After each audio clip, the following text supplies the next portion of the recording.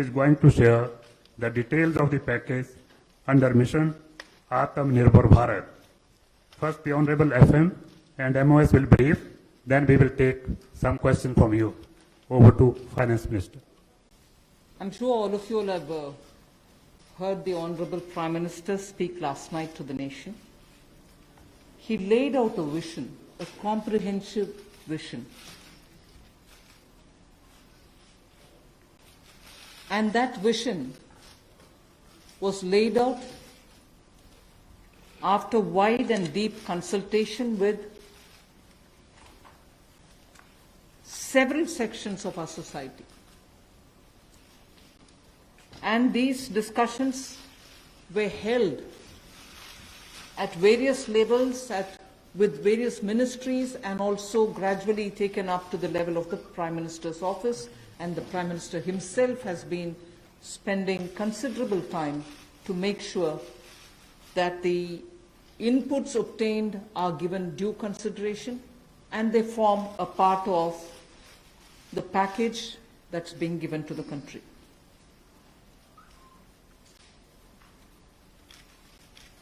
Essentially, this is to spur growth and to build a very self-reliant India. And that's where this whole initiative is called as Atmanirbhar Bharat Abhiyan. And the word Atmanirbhar India is the one which you will be hearing me say quite often. I know, coming from South India, a lot of people wondered what it actually meant. So for their benefit, I'll just say what it means in the 4 languages, subject of course to perfectionist corrections. Suya Sarbu Bharadam in Tamil, Suya Adharita in Telugu, Suyam Asarittan in Malayalam, and Swayam Avalambita in Kannada. Subject to correction, it may not be the perfect translation, but something to take it closer to what it means. So Atmanirbhar Bharat is what we are talking about. And you heard the Prime Minister clearly say that this is going to be resting on 5 important pillars. 5 important pillars: the economy, infrastructure, technology-driven systems, demography, and demand. So if these are the 5 pillars on which we are trying to build Atmanirbhar Bharat, the focus obviously will be what can be defined as the factors of production in today's language. Factors of production, all of us know that we've been hearing it: land, labor, capital, and enterprise. Today, we recast it, say it the same way, but then essentially referring to the very same factors of production. But in this Atmanirbhar Bharat, our focus therefore would be on those factors of production which are land, labor, liquidity, and law. So essentially it addresses issues of ease of doing businesses, ease of doing compliance and regulations being due diligence observed, and so on. And in this, the intention is to build brands. Intention is also to take local brands and build them to a global level. So there is a global value chain integration also as a part of this vision which the Prime Minister has put before us. Certainly when he says Atmanirbhar Bharat, it is not to look inwards and cut India to become an isolationist country. It certainly talks about a confident India which can rest on its strengths and also be able to contribute to the globe, the way in which the Prime Minister rightly pointed out. The production of PPE and masks and also ventilators to an extent, has rapidly grown within these 40 days.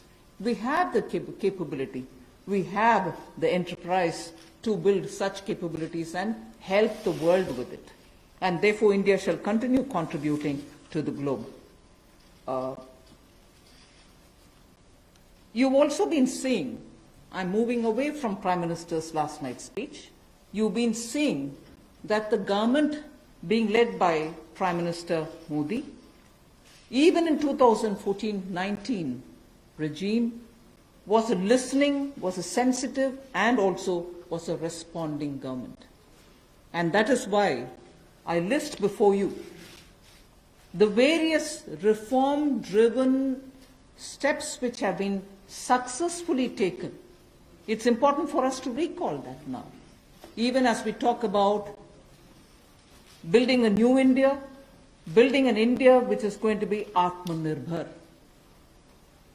If I were to group them into different categories and list out what has been done by this government, even in between 2014 and 19, if you were to talk about the poor, we had the DBT-based reforms, based on which today, as we look at the migrants, look at the poor, look at the lockdown in their lives and the impact it has made in their lives, the DBT enabled us to directly put money into their accounts, and they didn't even have to go to the bank to collect it. The bank mitras were able to come and deliver the money, and therefore that reform based on Jan Dhan accounts, based on Aadhaar, and based on mobile technology has brought a revolution in this country, which many countries do recall now, and many of them are not able to do it, although India is able to do it.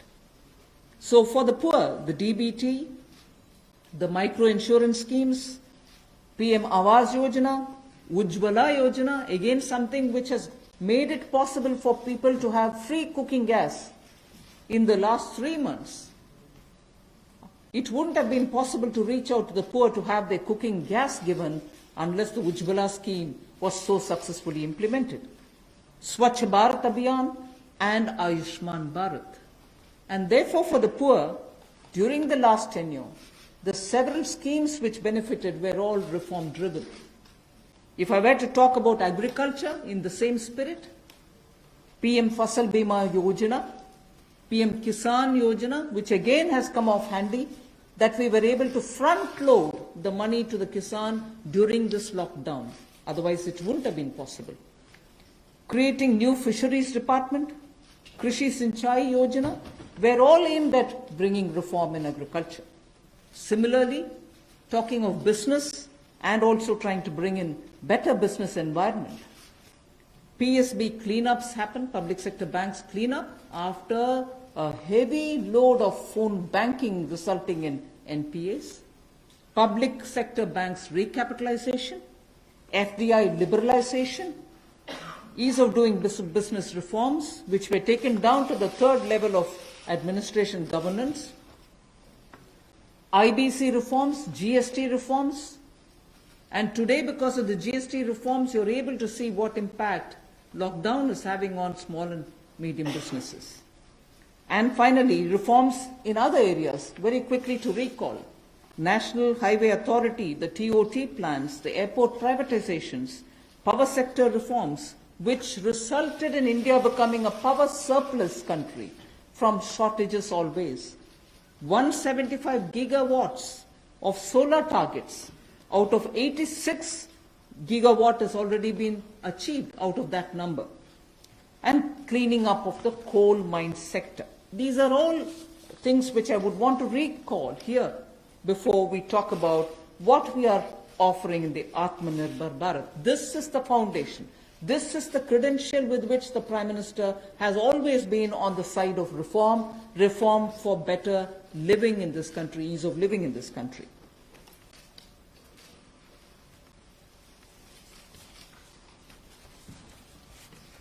नमस्कार। कोविड-19 में देश और दुनिया के सामने बहुत सारे संकट खड़े किए और इन चुनौतियों के समय में भी भारत के यशस्वी प्रधानमंत्री आदरणीय मोदी जी अवसर देखते हैं और कहीं ना कहीं पिछले कल का उनका जो देश के प्रति संबोधन था उसमें स्पष्ट तौर पर दिखता है कि आत्मनिर्भर भारत बनाने के लिए ये जो संकल्प उन्होंने लिया है, ये जो सोच अपनी देश के सामने रखी है, इसने एक नई ऊर्जा देशवासियों में भर दी है। जहां अपने घरों तक सीमित थे लोग, आज वो आत्मनिर्भर भारत बनाने के इस संकल्प में जुड़ने जा रहा है और संकट में अवसर देख रहा है। और शायद यही कारण है कि दुनिया के मुकाबले अगर भारत का देखा जाए तो इस लड़ाई में बहुत अच्छे कदम रहे। यहां तक कि दुनिया भर के देशों में दवाइयां तक पहुंचाने का भी संकट के समय में अगर किसी ने काम किया तो भारत की दवाइयों की कंपनियों ने किया, जिसमें भारत को बहुत प्रशंसा भी मिली है। यही नहीं, सबसे पहले कोविड-19 को चलते मोदी सरकार ने जो पहला कदम उठाया वो प्रधानमंत्री गरीब कल्याण योजना के रूप में लेकर आए कि देश के गरीब को भूखा ना रहना पड़े, उसको कोई दुख तकलीफ ना हो।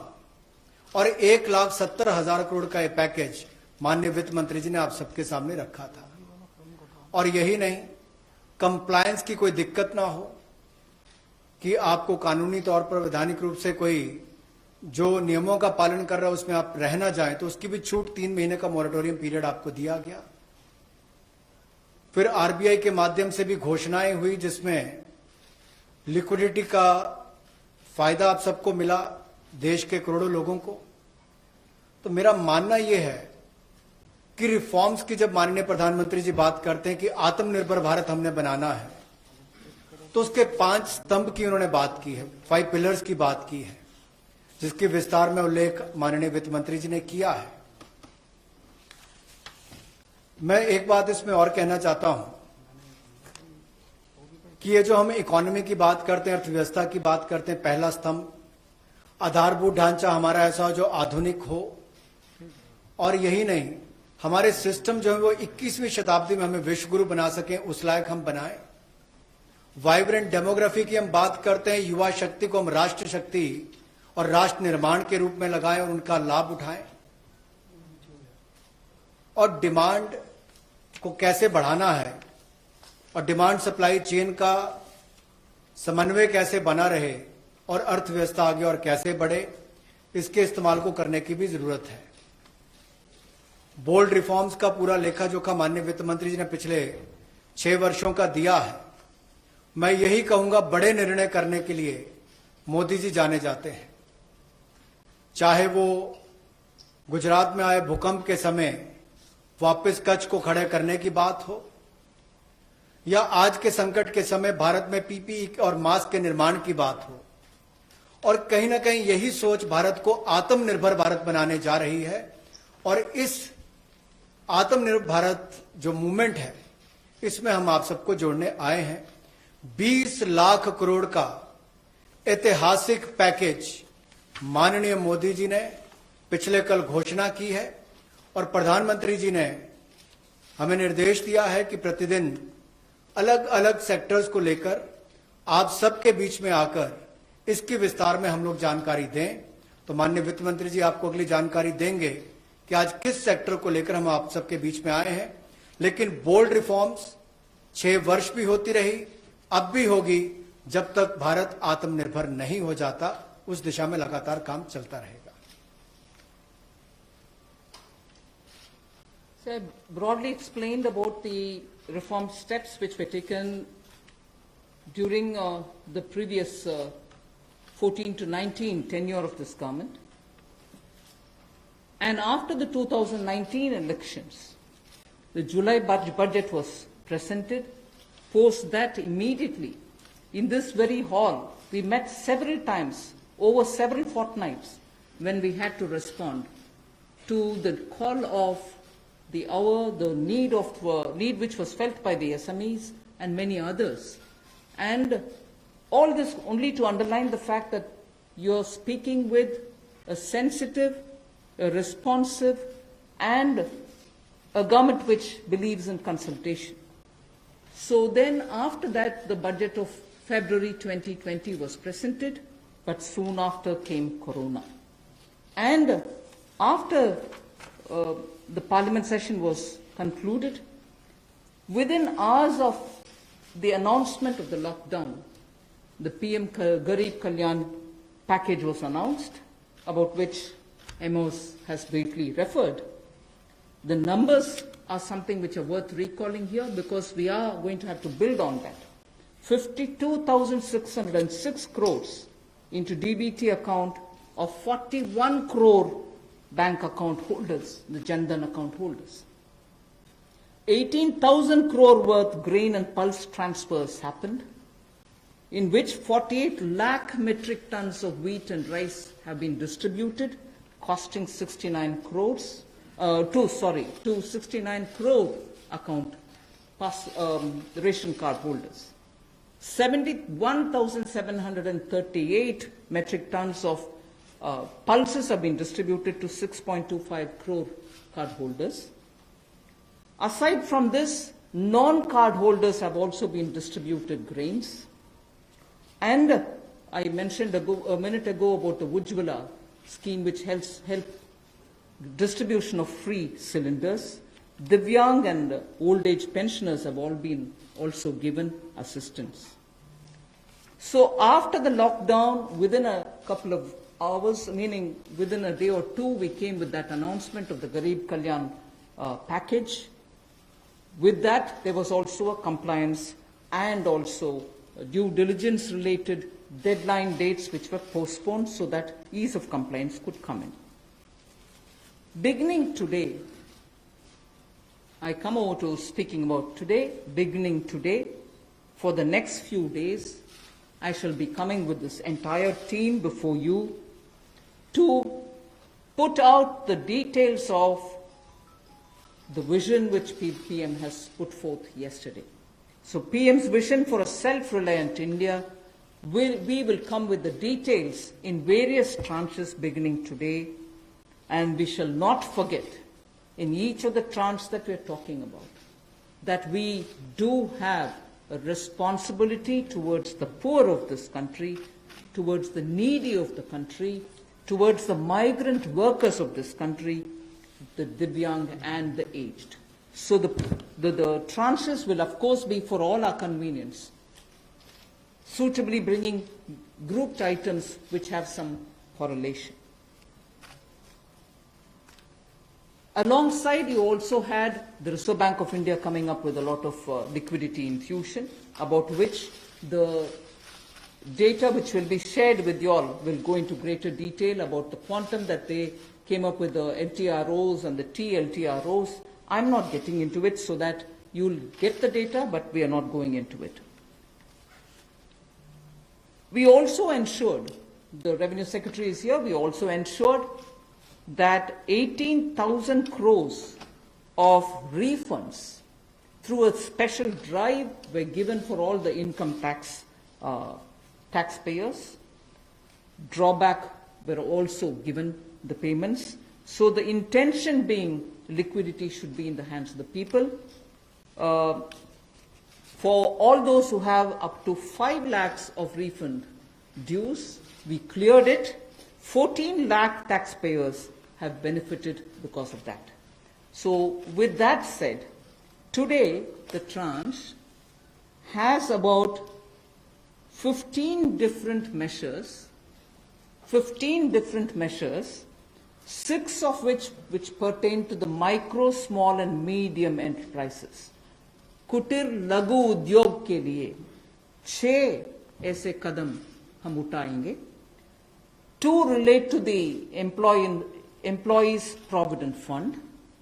2 relate to the NBFCs, Housing Finance Corporations, and the MFIs, microfinance institutions. 1 relates to DISCOMs, 1 relates to contractors, 1 relates to real estate, and 3 are tax measures that we have taken. So I'll get into the detail of today's tranche of announcements. I said there are 6 major steps for the MSMEs. The first one, there is a collateral-free automatic loan for MSMEs which is being provided. This will give facility up to 3 lakh crores. 25 crore outstanding for those MSME units for whom 25 crore is the outstanding loan, or 100 crores whose turnover is, will benefit from this. These loans will have a 4-year tenure, and there will be a moratorium given for 12 months. These are going to be 100% credit guaranteed over as a cover given to banks and NBFCs on principal and interest. So this is going to be available till 31st October 2020. There are no guarantee fees, no fresh collaterals required. So I guess this will benefit 45 lakh units so that they can resume their business activity and also safeguard jobs.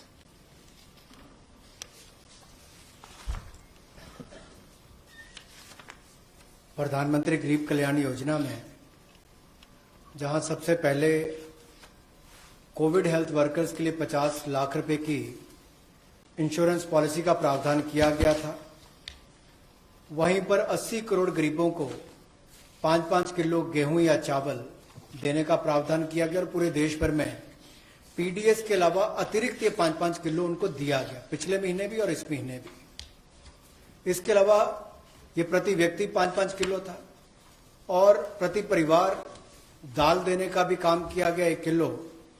और इसके अलावा जो हमारे वृद्ध, विधवा, दिव्यांग हैं उनको भी जनधन खातों में सीधा पैसे डाले गए, 500-500 रुपये, 1000 रुपये उनको टोटल डाला गया। इसके अलावा जो 20.5 करोड़ जनधन योजना खाता धारक थे, ऐसे 41 करोड़ खातों में भी 52,606 करोड़ रुपया अब तक ट्रांसफर कर दिया गया है। 8 करोड़ उज्ज्वला योजना के जो उपभोक्ता हैं उनको मुफ्त में 3 महीने 1-1 सिलेंडर देने की बात हुई थी, जब तक उनको सिलेंडर की आवश्यकता है।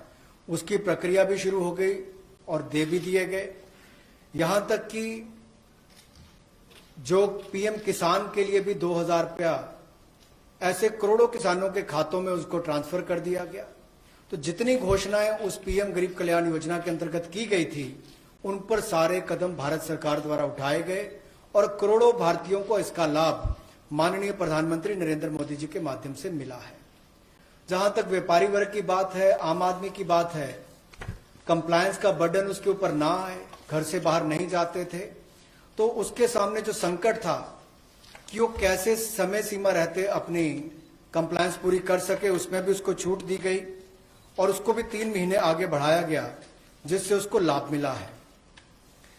आरबीआई ने भी जो महत्वपूर्ण घोषणाएं की, उससे लाखों करोड़ रुपए की लिक्विडिटी मार्केट में आई है, जिससे पूरे देश को लाभ मिला है। और इसकी जानकारी आप सबके सामने पहले भी रखी है, केवल आज एक बार फिर आपके ध्यान में लाने की जरूरत पड़ी तो उसको किया है। एक जो मीडिया के माध्यम से हमारी जानकारी हमें मिली और जो वीडियो कॉन्फ्रेंस और बाकी सब वार्तालाप बाकी लोगों से हुआ, मध्यम, सूक्ष्म, लघु उद्योग, कुटीर उद्योग, घरेलू उद्योग जो है, इन सब के सामने बहुत बड़ी मुसीबत थी कि पैसों की भारी कमी थी। इन सब के लिए क्या किया जाए, ये भारतीय अर्थव्यवस्था की रीढ़ है। ये जो हमारा सूक्ष्म, लघु, मध्यम उद्योग है, कुटीर उद्योग है, गृह उद्योग है, इन सबका एक बहुत महत्व है। 12 करोड़ से ज्यादा लोगों को ये रोजगार देते हैं।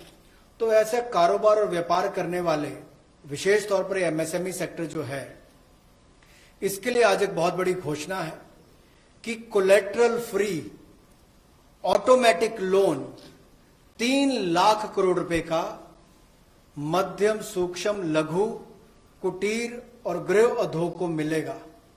इसमें किसी को अपनी ओर से कोई गारंटी, कोई कोलेटरल देने की आवश्यकता नहीं है और इसका समय सीमा भी 4 वर्ष की होगी और पहले 12 महीने यानी कि पहला 1 वर्ष उनको प्रिंसिपल रीपेमेंट नहीं करना पड़ेगा, इनके मूलधन का चुकाना नहीं पड़ेगा, मूलधन को नहीं चुकाना पड़ेगा और 12 महीने की इस पे छूट रहेगी और 4 वर्ष के लिए उनको ऋण दिया जाएगा।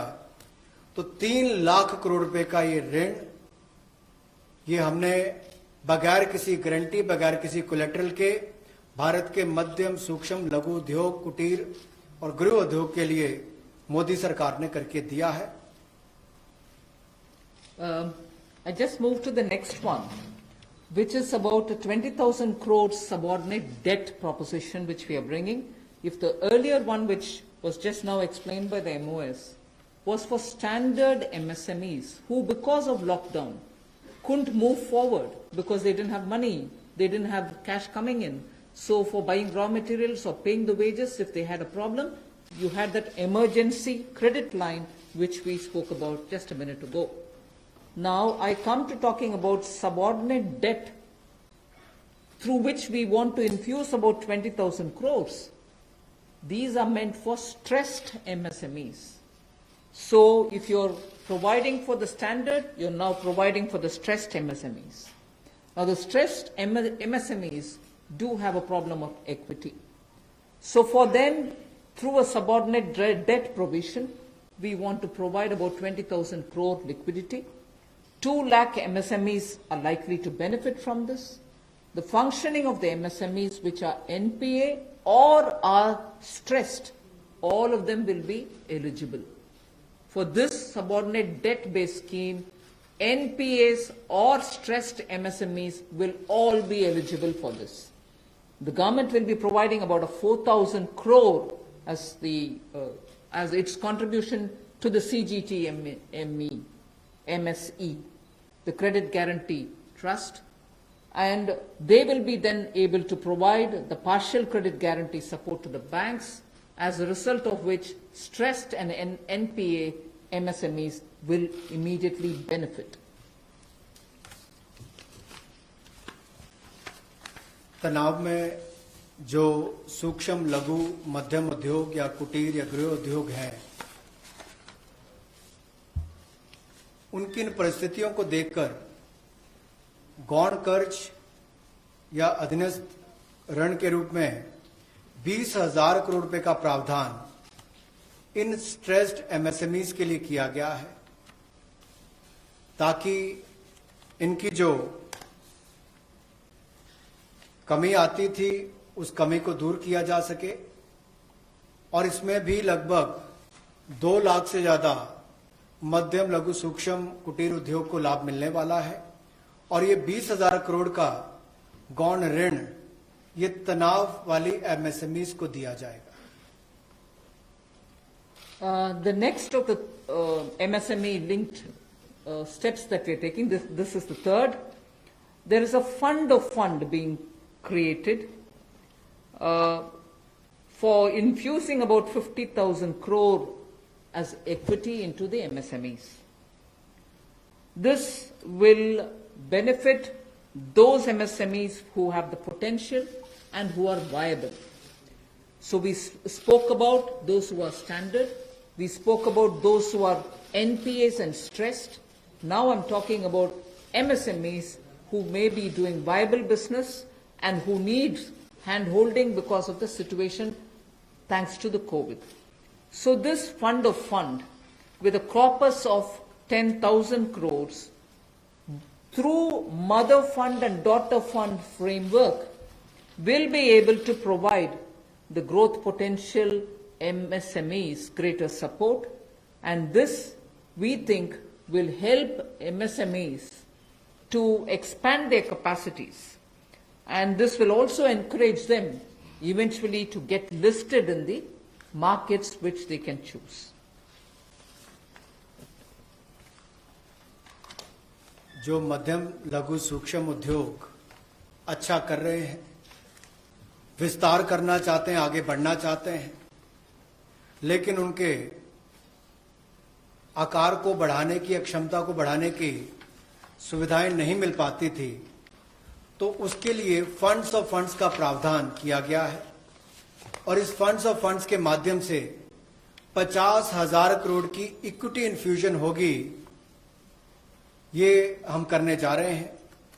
इससे इन सभी अच्छा काम करने वाले मध्यम लघु सूक्ष्म उद्योगों को अपना आकार और क्षमता बढ़ाने का अवसर मिलेगा।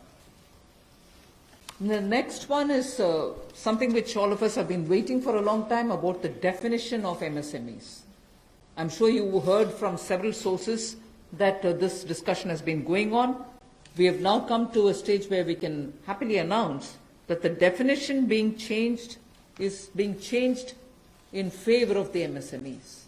Because there was always this fear in very successful MSMEs also, that if they outgrow the size of what is defined as an MSME, they'll lose the benefits that they get as an MSME itself. So outgrowing this definition meant outgrowing and going out of receiving benefits. Therefore, MSMEs preferred to remain within the definition rather than grow. Now what we are coming with is a change in the definition of MSME so that they need not worry about growing in size. They will still be able to get quite a lot of benefits which otherwise, as an MSME, they had got. So now how do we change it? I told you why we are changing the definition. How are the changes being brought about? What exactly is the change which is coming in? The change is that investment limit which defined an MSME is being revised upwards. So you can be a slightly more larger invested company, but you're still going to be considered only as an MSME. And then I'll come to the amounts which is shown in the chart there. But the idea is, even with an increased investment, you'll still be defined only as an MSME. You shall not get out of the benefit which is given to you as an MSME. Second is, additional criteria to define an MSME is being brought in. And that criteria is based on turnover. So that is being brought in newly now. Earlier it was only investment size. Now investment size and or additional turnover size is being brought in. And earlier the distinction which prevailed between manufacturing unit, and therefore their definition was on slightly different account. Service units, their definition was on slightly different criteria. Now that differentiation between manufacturing and service MSME are being removed. Manufacturing MSME or service-based MSME shall all be defined similarly. And then, therefore, the chart that is there before you will tell you what was earlier and what is now. What was earlier defined with an investment of 25 lakh as micro unit will now have investment allowed till 1 crore. So they'll still be called a micro unit even if the investment is up to 1 crore. Now, in that, service investments of 10 lakhs were called as micro earlier. Now, because the distinction is removed, service also will have the benefit of being called a micro unit even if the investment is 1 crore. Over and above it, I did say that in addition to investment as a definitional criteria, we are bringing in the criteria of turnover also. So now your investment can be up to 1 crore and your turnover can be up to 5 crore. You shall be called as micro. This or that. Your investment can be 1 crore and your turnover can be 5 crore. Up to 5 crore, you will be micro enterprise. And so on. So small will be up to 5 crore, manufacturing enterprise. Services was up to 2 crore. Now the definition is changed to 10 crores and 50 crores. Investment and turnover, and so on. The table explains it.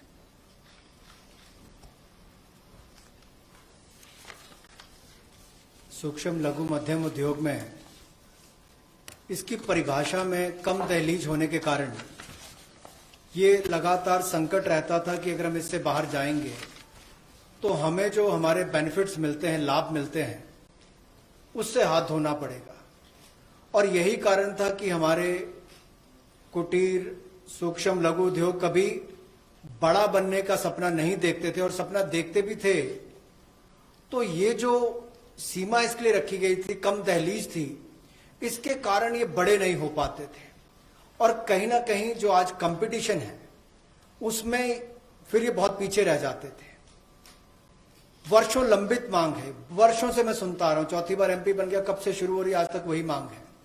मैं धन्यवादी हूं प्रधानमंत्री मोदी जी ने इस पर यह कदम उठाने के लिए कहा है।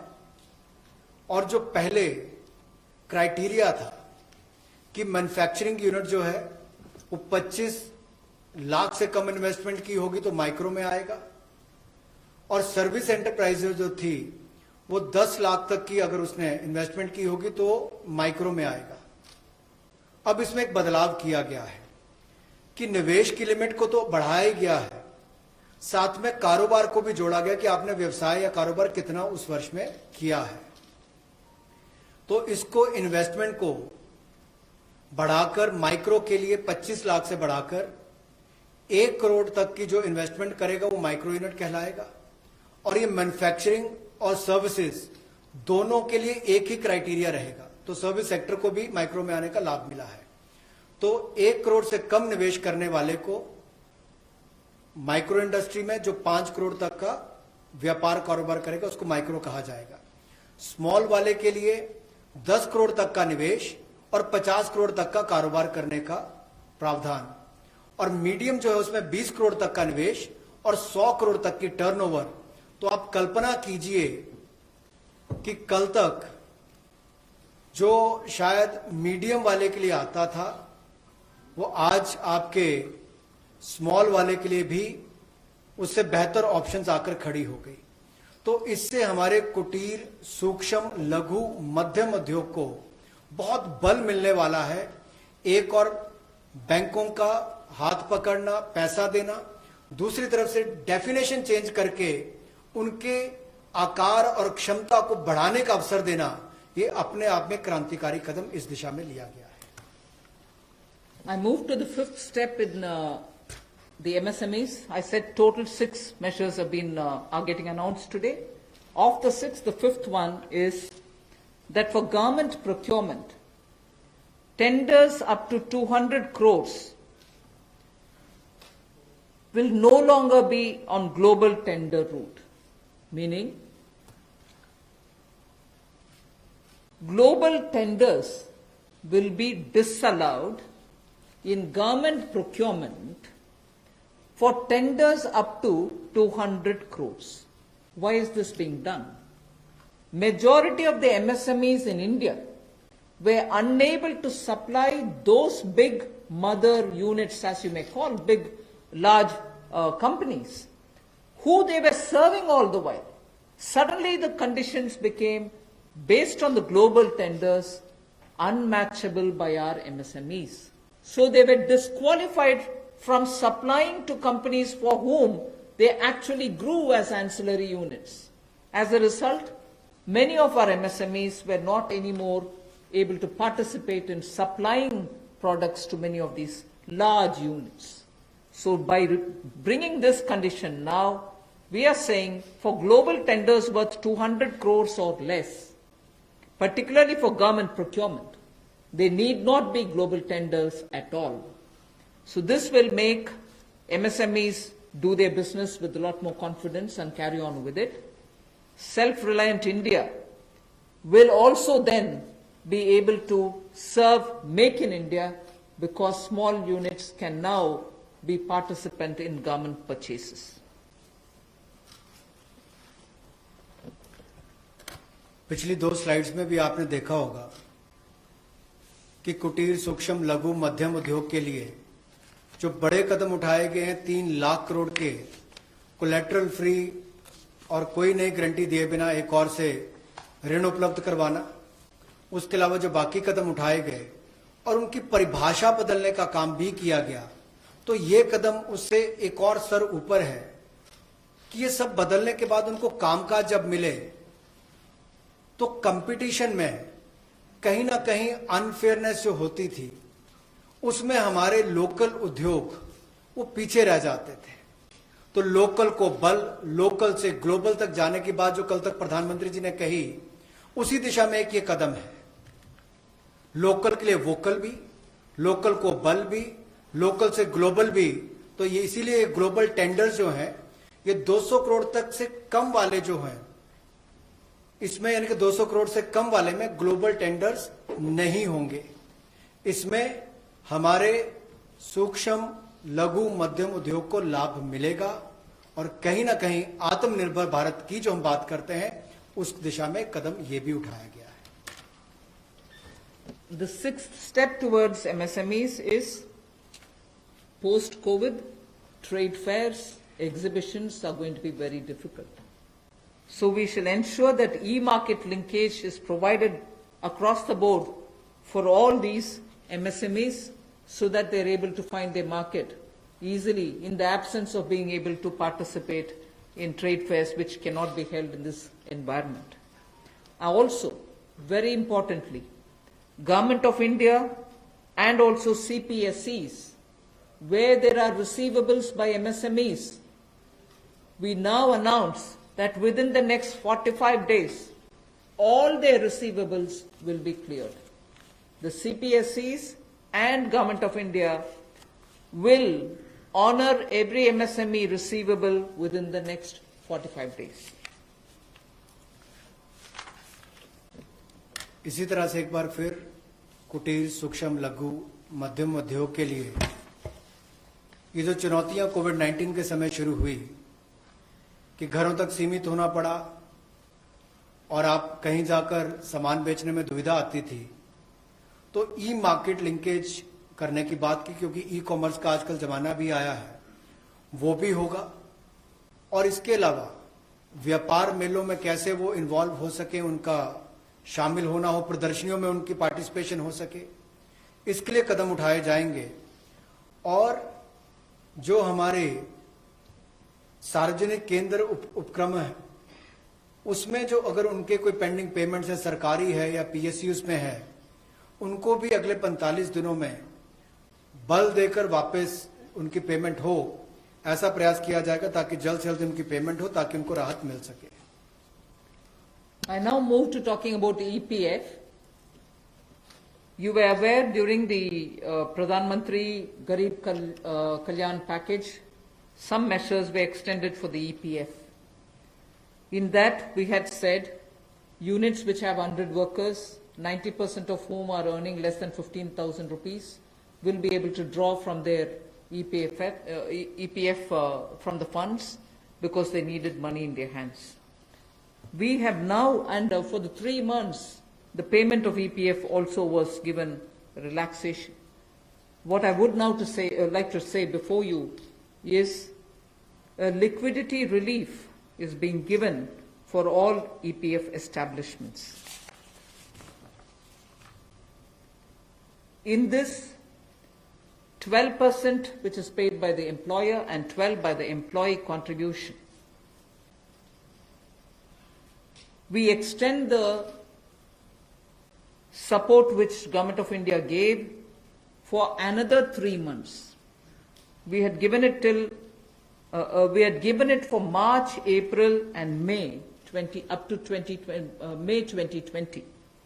The payments were made into their eligible accounts by Government of India for March, April, and May. Nearly 3.6 lakh establishments benefited from this. Liquidity relief of 2,500 crores to 72.22 lakh employees is now being proposed to be provided by extending this contribution for the next 3 months also.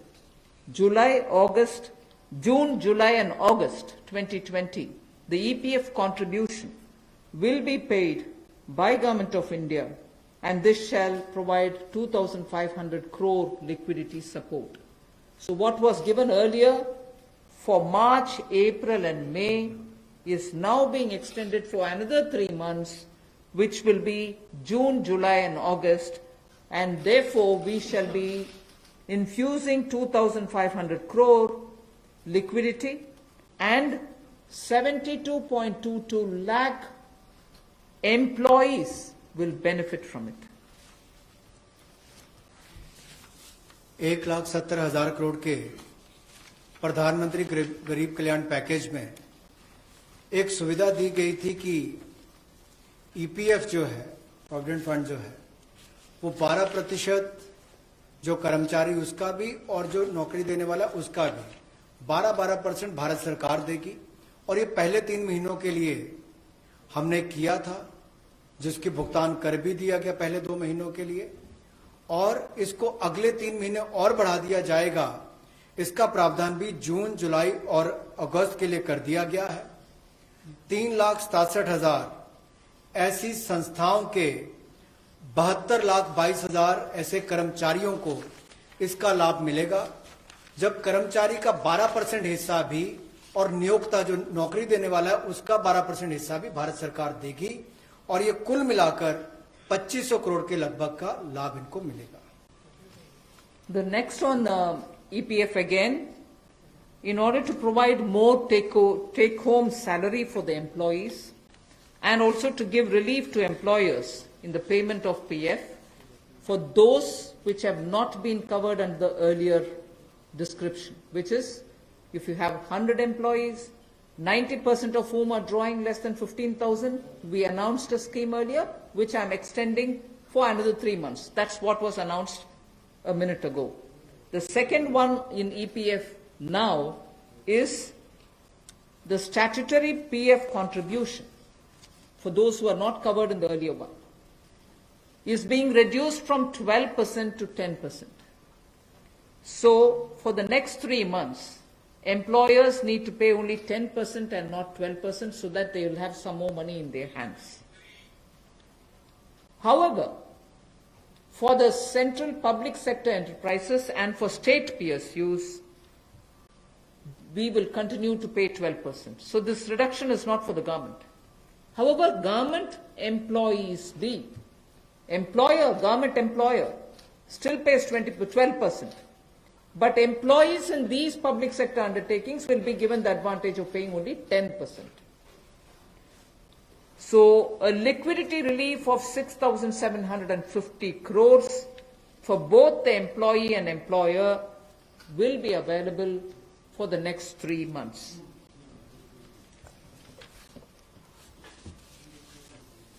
एक और प्रावधान, क्योंकि आज के समय पैसा कर्मचारी के हाथ में भी कैसे ज्यादा हो, इसमें भी एक बड़ी राहत देने का प्रयास इसमें किया है कि जो ईपीएफ कंट्रीब्यूशन है, जिनका ईपीएफ का योगदान है, वो ऐसे संस्थानों के लिए और कर्मचारियों के लिए 12% से कम करके 10% अगले 3 महीनों के लिए किया गया है। इससे कर्मचारी भी और संस्थान दोनों को लाभ मिलेगा। लेकिन जो सरकारी हमारी संस्थान है, सेंट्रल पीएससीज हैं, इनके लिए 12% ही रहेगा, उसमें कोई बदलाव नहीं किया गया है। तो इससे कुल मिलाकर 6,750 करोड़ रुपए का लिक्विडिटी सपोर्ट इनको मिलेगा और एक तरह से 6,750 करोड़ रुपए ज्यादा इनके हाथ में आएगा। The next one is about non-banking financial companies, housing finance corporations, and microfinance institutions. We have been hearing, in spite of a lot of steps which the RBI took, in spite of all the provisions that we made between the July budget and the February budget, it was felt that the NBFCs were not able to get enough resources. And particularly, some NBFCs which were not very highly rated had particular difficulties in comparison to the others. So, Government of India now launches a 30,000 crore special liquidity scheme. Under the scheme, investment will be made in both primary and secondary market transactions where investment grade debt papers, this is not infusing equity, this is taking and buying debt papers of NBFCs, housing finance corporations and microfinance institutions. and not high quality debt papers, they can be investment quality also. So this we expect will have an impact on those struggling NBFCs who need money to carry on with business, and these NBFCs are also those who have been funding MSMEs. So in order for these NBFCs to keep their network of MSMEs served, this infusion is absolutely necessary. And these securities with which you're going to buy these debt papers will be fully guaranteed by Government of India. They will be fully guaranteed by Government of India. We hope that this will also bring in a lot of difference for NBFCs who have access to small and micro units, and therefore we want to ease the flow of credit through these NBFCs who have only not so good debt papers in their hands.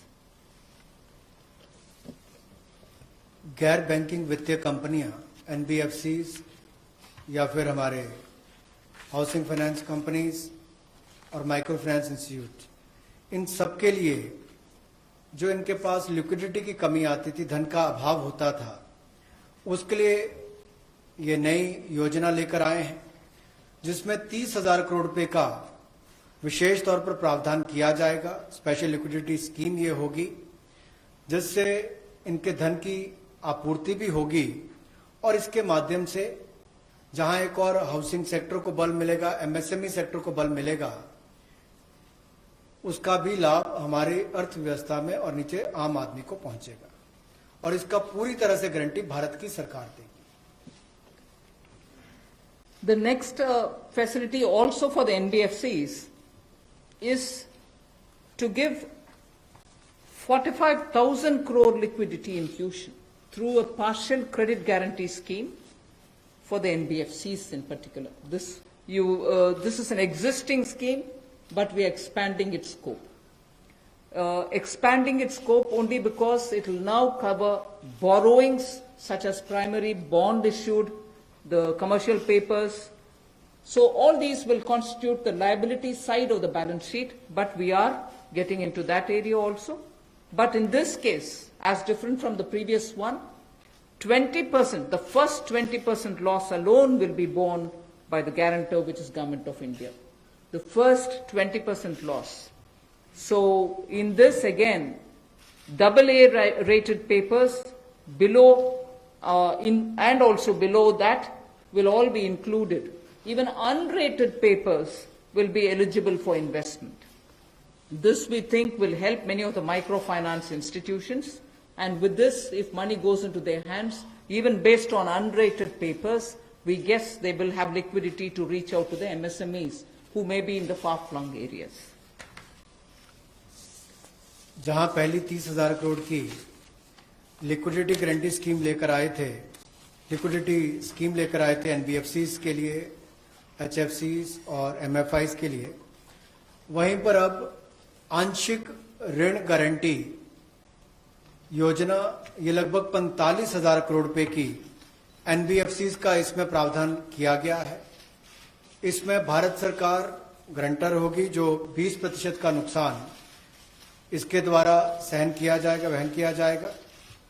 और यही नहीं, इसमें AA paper और इससे भी नीचे वाले जो है उसको भी इसमें पैसा मिल पाएगा, ऋण मिल पाएगा। और इसके अलावा जो अनरेटेड पेपर एलिजिबिलिटी है इन्वेस्टमेंट के लिए, वो भी इसमें प्रावधान किए गए हैं ताकि ज्यादा इसका स्कोप बढ़ सके, ज्यादा लोगों को इसका लाभ मिल सके और कुल मिलाकर इससे भी नई लेंडिंग जो है, यानी कि कर्जा दिया जा सके सूक्ष्म लघु मध्यम उद्योग को और आम नागरिकों को भी मिल सके, उसके लिए इसका प्रावधान किया गया है।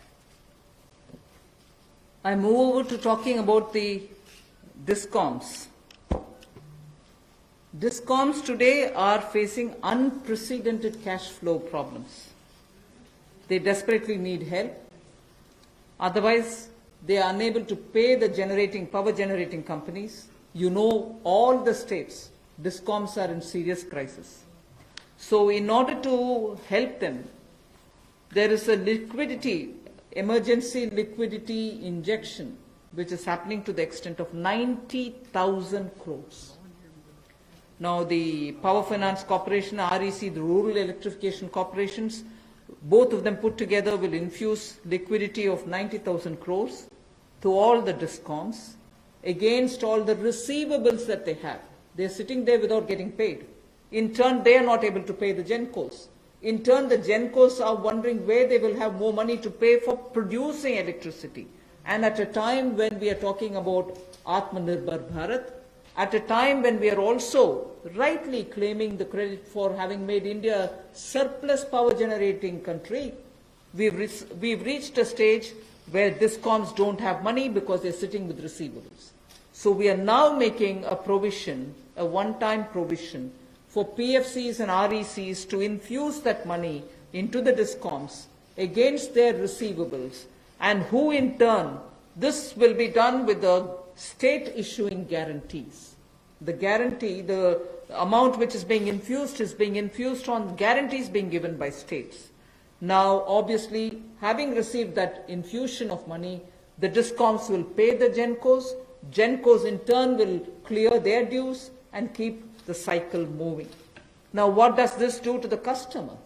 The customer, we want the benefit to be passed on to the customer. We are in fact telling the central public sector generation companies that they shall give rebate to those DISCOMs which shall pass these benefits to the final customer. So we are making it clear to the central public sector generation companies that on receiving the money from the DISCOMs, they should be able to pass it on again back to the consumers. So this is a one-time infusion of liquidity for cash desperate DISCOMs.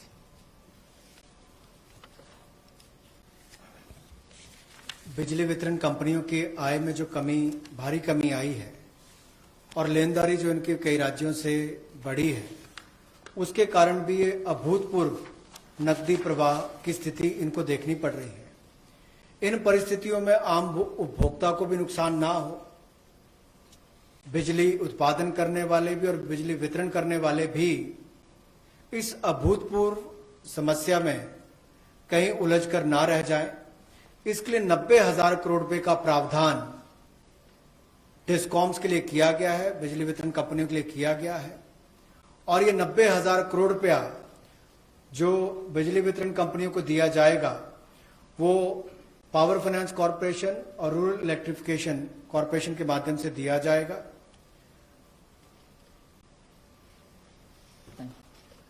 I move to the next, which deals with contractors.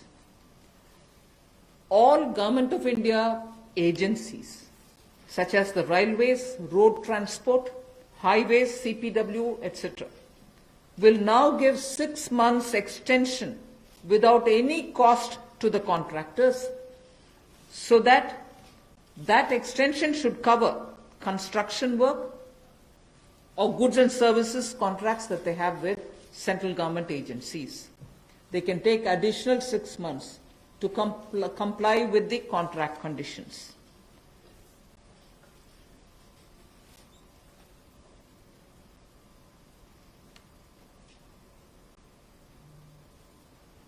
I didn't get it. Up to 6 months. So the extension is up to 6 months, is what I'm being told. Okay. Covers construction. This shall cover construction work or cover even goods and services contracts. It will also cover completion of works and intermediate milestones that they may have. This will also cover and extend concessional period which is given in PPP contracts. So even the concessional periods will get extended up to 6 months. And in order to facilitate greater liquidity which they can obtain, government agencies will partially release bank guarantees to the extent of the partially completed contracts. So if a particular contract is completed to some extent and not fully, to that some extent, the partial bank guarantee will also be released so that the cash flow will improve. जहां एक और पहले 200 करोड़ तक के tenders global नहीं होंगे, एक वो राहत दी गई। अब उसके बाद जो अभी काम हमारे कॉन्ट्रैक्टर्स कर रहे हैं देश भर में, चाहे वो रेलवेज का हो, सड़कों का हो, हाईवेज का हो, सेंट्रल पब्लिक वर्क्स का हो, अलग अलग डिपार्टमेंट्स के हों, क्योंकि कोविड के कारण ये समस्या खड़ी हुई, तब उनको 3 महीने से ज्यादा 6 महीने तक की राहत इसमें दी जा सकती है एक्सटेंशन के रूप में, ताकि उनको कोई खामियाजा ना भुगतना पड़े। और जो ऑब्लिगेशंस थी उनकी, उसके कारण दिक्कत आ सकती थी, इसलिए प्रावधान किया गया है ताकि मुकदमेबाजी या बाकी सब ना हो और मानसिक रूप से भी ठीक रहे और अच्छा काम करके समय पर पूरा कर सकें। तो 6 महीने तक की इनको राहत दी गई। और यही नहीं, जो पीपीपी कॉन्ट्रैक्ट है उसमें भी जो कंसेशन पीरियड है उसमें भी ये राहत 6 महीने तक की दी जा सकती है, पर मैक्सिमम जो है 6 महीने तक हो सकता है। केस टू केस मैटर करेगा। और जो सिक्योरिटी दी जाती थी पार्शियल, उसको रिलीज किया जा सकता है आंशिक रूप से। मान लीजिए मैं कोई ठेका लिया है, 70% किसी ने काम किया और उसके एवज में उसकी आंशिक रूप से वो बैंक गारंटी को वापस किया जा सकता है, ताकि उसके पास और लिक्विडिटी और काम करने के लिए आ सके। एक बहुत बड़ी राहत इस तरह से कॉन्ट्रैक्टर्स को भी देश भर में देने का एक प्रावधान किया है। 80% की होगा तो उसके अनुसार, 60% की होगा तो उसके अनुसार, लेकिन कुल मिलाकर उसके पास पैसा ज्यादा आए ताकि वो कामकाज में उसको कहीं दिक्कत ना आए। I've come to the last two of today's announcements. One relate to the real estate, which is what I'm doing now. The next has direct taxation related reliefs, which has 3 different aspects. So the last two, one is on the real estate and the next is on the taxation. In the real estate matter, the Urban Development Ministry shall issue advisory to the states and the union territories so that the regulatory authorities are given clear picture that they can treat the COVID-19 period as an event where you can invoke the force measure. In other words, they can treat it as an act of God, and to that extent be flexible about the execution of the contract signed. This will also mean that with the necessary changes, they will have to issue fresh project registration certificates. They can extend the registration and the completion dates. Suo motu, they can do it by 6 months for all registered projects, expiring on or before 25th March 2020. So using the force majeure clause, they can suo motu extend the registration and completion date by 6 months if the project was registered on or after 25th March 2020. So there need not be individual applications separately for it. They can suo motu do it. They can also issue fresh project registration certificates automatically with revised timelines. So this way, people who had entered into a contract and got fixed because of the coronavirus will not suffer. These measures, we think, will de-stress developers, and real estate industry, which is already in difficulty, will benefit with the new timelines. कोविड-19 का प्रभाव हमारे real estate projects पर भी पड़ा होगा, और इसके लिए ही ministry of housing and urban development ये राज्य की सरकारों को और यूटीज को एडवाइस भी करेगी कि उनकी जो रेगुलेटरी अथॉरिटीज हैं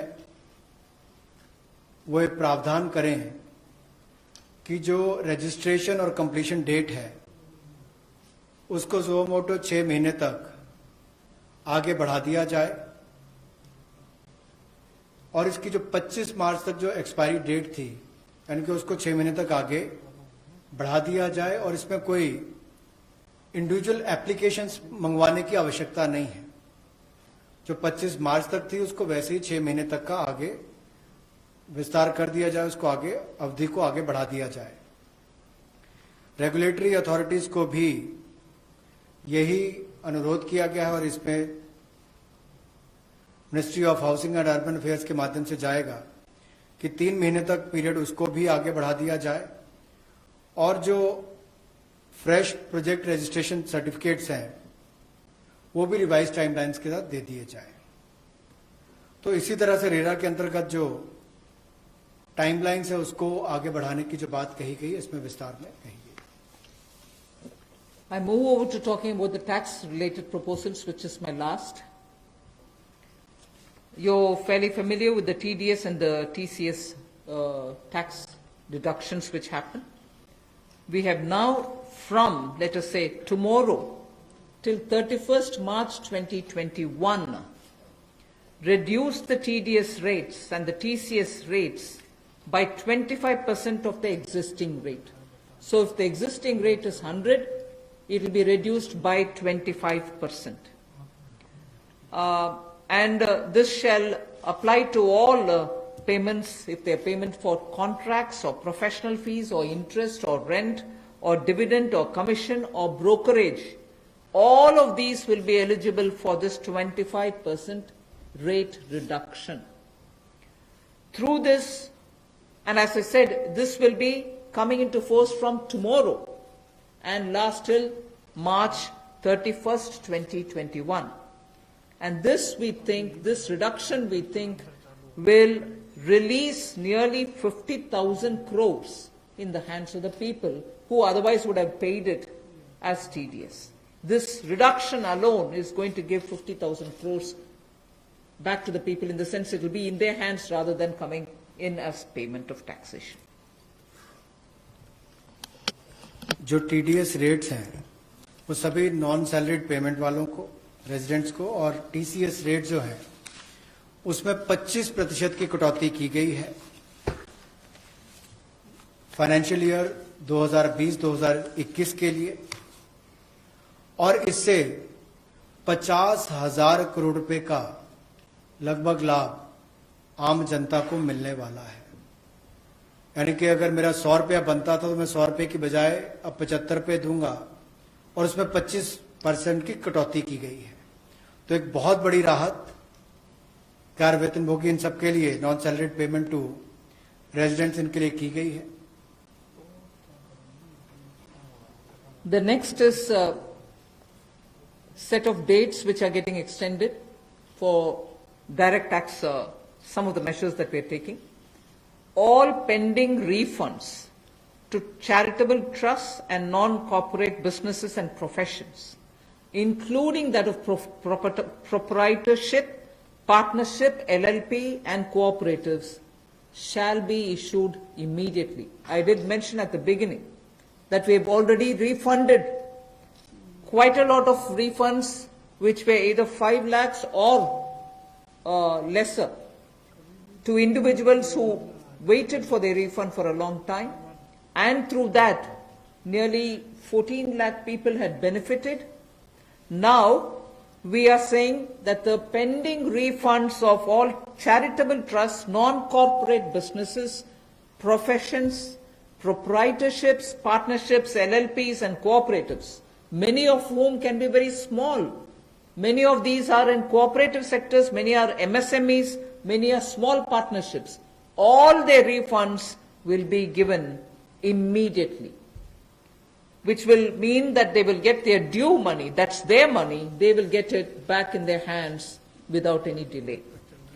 Then the due date of all income tax returns for the year 2019-2020 are now being extended from 31st July 2020 and 31st October 2020 to 30th November 2020, and tax audits from 30 September 2020 is being changed to 31st October 2020. So that is a measure which will help people not to worry about how they are going to do their compliance, will they be able to file their returns or not. So that is a step which we take.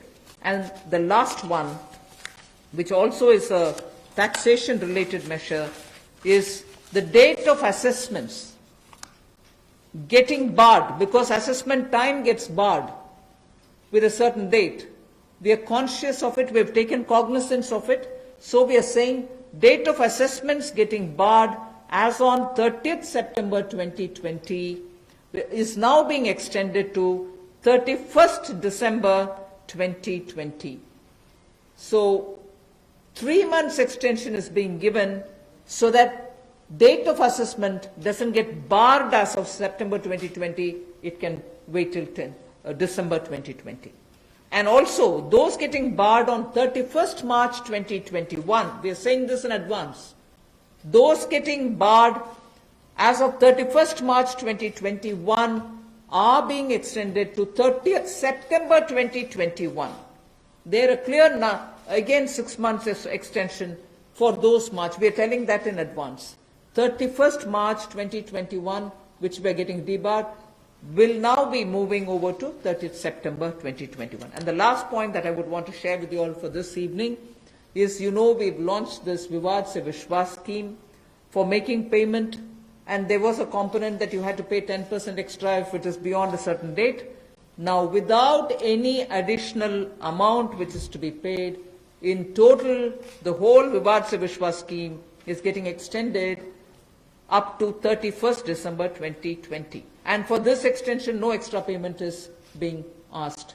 So the entire Vivad Se Vishwas moves over to 31st December 2020. 5 lakh तक के refund 14 lakh से ज्यादा लोगों को अब तक वापस कर दिए गए थे। उसके अलावा जो उससे ऊपर वाले उसकी भी प्रक्रिया शुरू, और बहुत सारे लोगों को वो भी वापस कर दिए गए हैं जो रिकॉर्ड समय के अंदर किए गए। अब इसके अलावा जो पेंडिंग रिफंड्स हैं, चाहे वो चैरिटेबल संस्थाओं के हों, ट्रस्ट के हों, या नॉन कॉरपोरेट बिजनेस या प्रोफेशंस के हों, यानी कि प्रोप्राइटरशिप, पार्टनरशिप, एलएलपी, कोऑपरेटिव्स, इनको भी जल्द ही इनके रिफंड्स इशू कर दिए जाएंगे ताकि पैसे की कमी कहीं पर ना आए। इनकम टैक्स की रिटर्न के लिए जो ड्यू डेट थी वित्तीय वर्ष 2019-20 के लिए, उसको 31 जुलाई 2020 और 31 अक्टूबर 2020 से बढ़ाकर 30 नवंबर 2020 कर दिया जाएगा, और टैक्स ऑडिट को भी 30 सितंबर 2020 से बढ़ाकर 31 अक्टूबर 2020 कर दिया जाएगा। जहां तक डेट ऑफ असेसमेंट की बात है, यह भी वर्जित हो रही थी 30 सितंबर 2020 को, इसको भी एक्सटेंड कर दिया जाएगा 31 दिसंबर 2020 तक, और जो वर्जित हो रही थी 31 मार्च 2021 को, इसको 30 सितंबर 2021 तक बढ़ा दिया जाएगा। मैं एक बार फिर कह देता हूं, जो डेट ऑफ असेसमेंट्स जो बार हो रही थी 30 सितंबर 2020 को, उसको 31 दिसंबर 2020 तक बढ़ा दिया गया है, और जो बार हो रही थी 31 मार्च 2021 को, उसको 30 सितंबर 2021 तक बढ़ा दिया गया है। विवाद से विश्वास स्कीम बजट के समय भी हम लाए थे, लेकिन इन अभूतपूर्व परिस्थितियों के चलते इसको भी, जिनको पेमेंट करनी है, कोई अतिरिक्त पेमेंट ना किए बिना, एडिशनल अमाउंट दिए बिना, इसको 31 दिसंबर 2020 तक एक्सटेंड कर दिया गया है, ताकि आप 2020 31 दिसंबर तक पेमेंट कर सकते हैं। उसमें आपको कोई अतिरिक्त पेमेंट नहीं करनी पड़ेगी। मैं धन्यवाद करना चाहूँगा फाइनेंस मिनिस्टर का, एमओएस फाइनेंस का, for detailed briefing to all of us on these particular subjects. Madam, with your permission, 2 questions we are going to take online and 4 questions we can take from the hall here. So first I take the question online.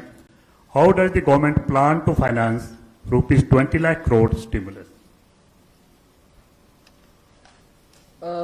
maybe this is a question I should answer after I finish all my announcements on the various tranches. But government has also given a slightly altered schedule, the borrowing schedule. So that is one of the ways, that is, I repeat, that is one of the ways in which we are also expecting to finance. But the other details about how exactly are we going to get financing this will be probably more appropriately answered after we finish announcing all the tranches. Number 14.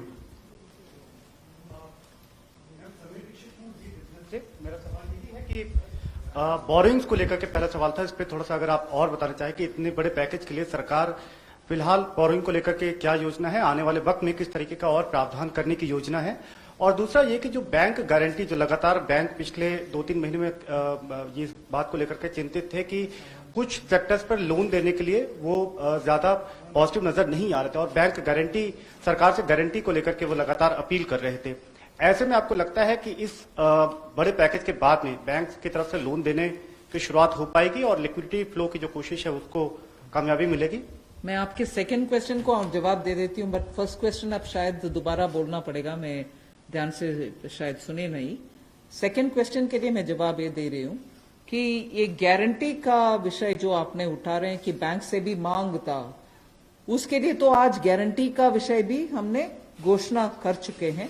सो उसके कारण हम ये मानते हैं कि banks में थोड़ा और तैयारी होगी, मगर वैसे भी पिछले एक सप्ताह से बैंक सेक्रेटरी इधर देवशीष पांडा जी हैं, लगातार कितने बैंक से क्रेडिट जा रही है, किन को जा रही है, एमएसएमई की जा रही है, रिटेल सेक्टर को जा रहे हैं, ये विषय हम फिनेंस मिनिस्ट्री के हैंडल से और पीआईबी के द्वारा भी जानकारी देते आ रहे हैं।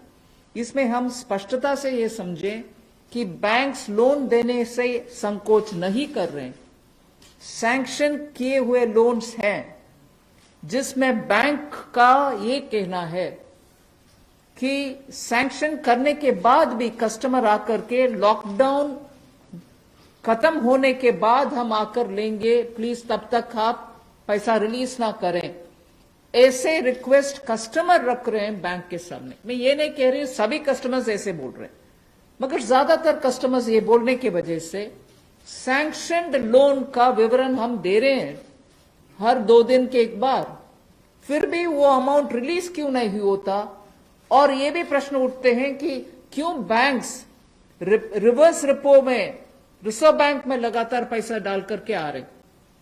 कारण यही है कि सैंक्शन करने के बाद भी क्लाइंट्स उनके अपने चॉइस पर कह रहे हैं कि लॉकडाउन निकालने के बाद, हटने के बाद हम पैसा रिलीज करवाएंगे आपसे। सो ये भी है विषय, हम इसका पूरे हर पहलू अंडरस्टैंड करने का आवश्यकता है। Your first question, that's all right, That's covered. Number 12. I'm Sapna here. Very good afternoon.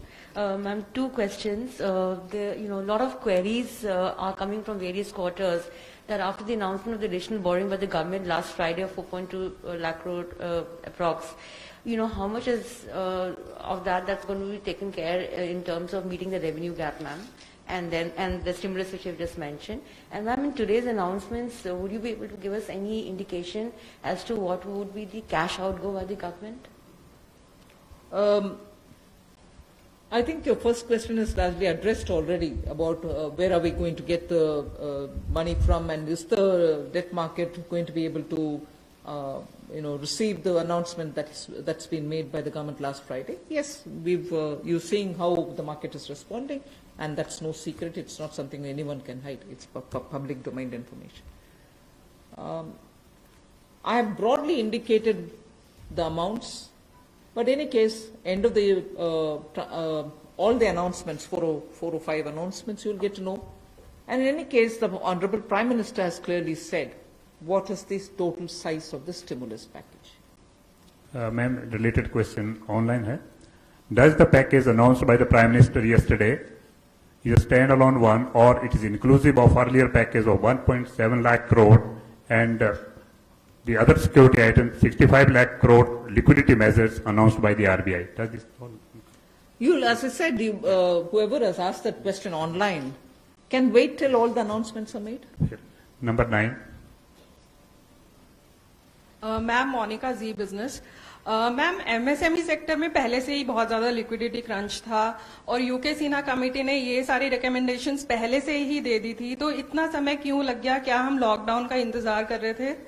और दूसरा ये कि अप्रैल के जीएसटी नंबर्स अभी तक नहीं आए हैं, तो एमएसएमई सेक्टर से काफी कंप्लेंट्स आ रही हैं और वो काफी रिक्वेस्ट कर रहे हैं कि एक जीएसटी एमनेस्टी स्कीम उनके लिए आ जाए, तो क्या हम उसकी आशा कर सकते हैं? एमएसएमई के लिए अभी इतनी सारी घोषणा, पता नहीं मुझे क्यों आप उसको लॉकडाउन के लिए हम इंतजार के, कौन इंतजार करते हैं जी लॉकडाउन के लिए? आप क्षमा कीजिए, मुझे कैसे उसका जवाब देना है पता नहीं चल रही है।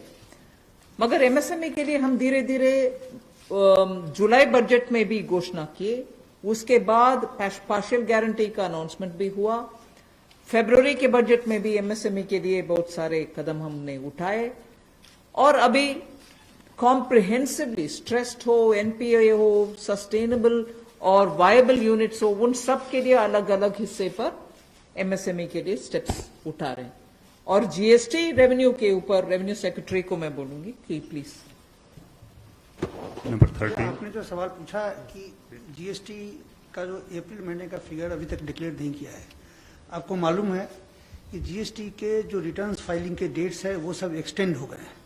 एक बार जब अगर एक्सटेंड कर दिया जाए कि हमने बहुत सारे रिटर्न्स कहा है कि जून तक भरना है, या जो 5 करोड़ से ज़्यादा के जो लोग हैं उनको भी हमने टाइम दिया है, तो एक्सटेंशन देने के बाद अब जो ये जो फिगर्स है इसके बारे में स्पष्ट स्थिति जो है सो हमें 30 जून तक ही मिल पाएगा हमें।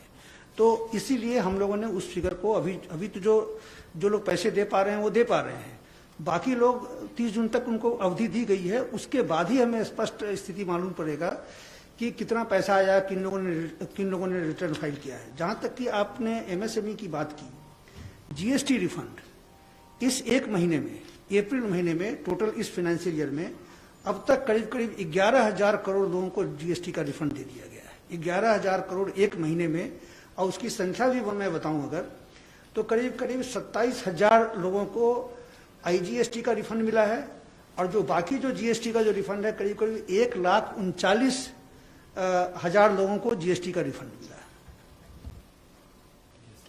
Madam Sunil Prabhu, NDTV. Just 2-3 points. One, of course, was on the fiscal deficit. Where do you keep the target now? Because this is something that nobody visualized it. Prabhu, just may I intervene? Please focus your question on today's briefing part, because as Madam told, It's part of that, sir. 4-5 series Okay. briefing will be here, so please focus for the today's briefing. That is one part of it, madam. The fiscal deficit and, the states asking for FRBM and, certain measures which you have been part of the deliberations in that aspect. The second is that when you say the EPF and this package that is being given to MSMEs, especially, there is unemployment that is taking place. How are you going to safeguard that, through various measures vis-a-vis this? And what exactly is the outlay that we are envisaging in terms of from the finance ministry? You've actually sort of spread like a bird's eye view of what's going to come. So I might want you to wait for the next announcements. 33. That's why I said it's spreading. 33. Ma'am मैं शैलेश हूँ NI से। Ma'am MSME को लेकर आपने तमाम announcement करे हैं, उसमें 2-3 तो क्लैरिफिकेशन चाहूँगा। एक तो जो एमएसएमई की डेफिनेशन आपने चेंज करी है, उससे कितनी कंपनीज को बेनिफिट होगा, और जो 200 करोड़ से ऊपर के जो टेंडर हैं, जो फॉर ग्लोबल टेंडर्स आते थे, कितने लोग जो हैं उससे, कितने ग्लोबल टेंडर्स उससे बाहर हो जाएंगे। और मैम एक सवाल मेरा ये है कि जो आज आपने अनाउंसमेंट करा है और जो इंफ्रास्ट्रक्चर का 1 लाख करोड़ का जो आप लोगों ने टारगेट करा है, उसमें से कितना इसमें अनाउंस हुआ है या अलग है कुछ? मैं ये प्रश्न जो आपने उठाया ग्लोबल टेंडर के विषय में, कोई बाहर नहीं होंगे लोग, इसमें पार्टिसिपेट करने के लिए हम कदम उठा रहे हैं ना। अगर ग्लोबल टेंडर का आवश्यकता नहीं है जिसके वजह से स्मॉल एंड मीडियम इंडस्ट्रीज उसमें भाग लेना मुश्किल समझ रहे हैं। हम उस रिक्वायरमेंट को ही हटा दिया कि ग्लोबल टेंडर कॉल फॉर ना करें, जिससे 200 करोड़ से कम वाले गवर्नमेंट प्रोक्योरमेंट में एमएसएमई भाग लें। एक्सक्लूशन नहीं है, इंक्लूशन होगा। Last question 104. वो आंकड़ा मैं बाद में दूंगी। अभी the intention of that definitional change is to have more companies remain as micro, small and medium enterprises. Growing की वजह से वो इस definition से बाहर ना हो जाएं, इसके लिए कितने यूनिट बेनिफिट होंगे? If anybody of the secretaries have that information, they can give. नहीं तो हम आपको कैलकुलेट करके देंगे कि इतने यूनिट इससे दोबारा एमएसएमई के डेफिनेशन के अंदर आएंगे। मैं आमिर हूं न्यूज नेशन से। एक ब्रॉड पिक्चर को लेकर के एक सवाल है कि जो लॉकडाउन की स्थिति हुई उसके बाद से अब तक भारतीय अर्थव्यवस्था को कितना नुकसान पहुंच चुका है, और दूसरा ये कि जो ये आपका स्टिमुलस पैकेज है 20 लाख करोड़ का, लॉकडाउन की स्थिति आगे भी बढ़ती है अगर, और ये स्थिति ऐसे ही बनी रहती है, तो इससे इसको कितना अर्थव्यवस्था को फायदा पहुंचेगा और कितना अब तक नुकसान अर्थव्यवस्था को हो चुका है? आप दोनों प्रश्न इतना स्पेकुलेटिव प्रश्न पूछ रहे हैं मेरे से, जवाब देना मैं आसान नहीं समझ रही हूं। अगर lockdown continue, how can I answer?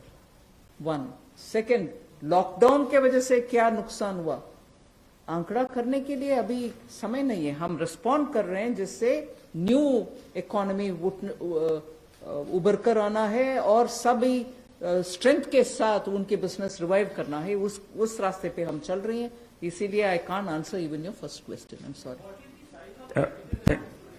Where from this question is coming? Please just, last question has already been taken. I know that there are large number of questions today, but friends, as we are meeting regularly for next 2-3 days, so please, it's end of council. I thank Madam and thank the MOS. Thank you very much.